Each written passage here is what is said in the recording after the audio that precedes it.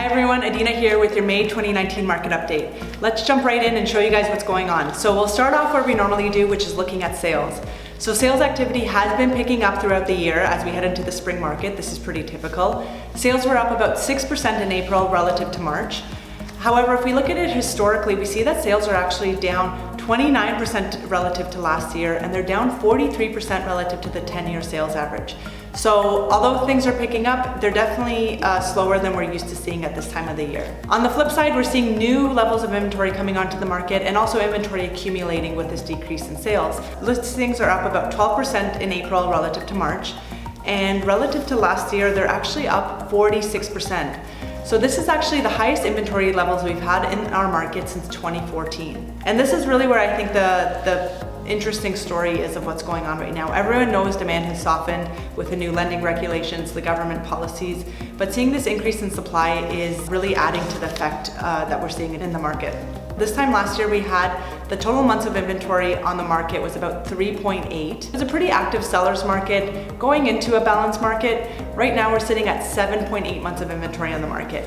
So this is bringing us to buyer's market territory. And the reason I want you to pay attention to inventory levels is I think this is really what's going to drive the next few months in terms of where prices go.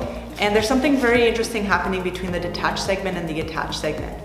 So as I mentioned, inventory levels are up about 46% overall.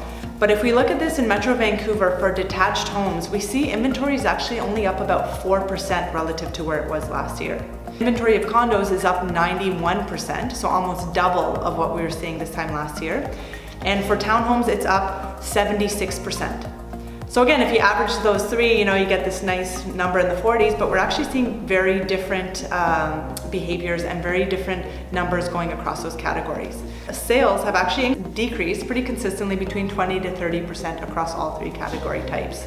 The main message here is just pay specific attention to what's going on in the submarket and market type that you're looking into buying or selling, because they're all behaving a little bit differently. And one last thing I wanted to let you guys know about, we're having a very special event June 2nd at the Oakwyn parking lot. We're having a big donation drive in support of Big Brothers of Greater Vancouver. As you may know, their funding is down significantly this year due to the loss of their outdoor donation bins.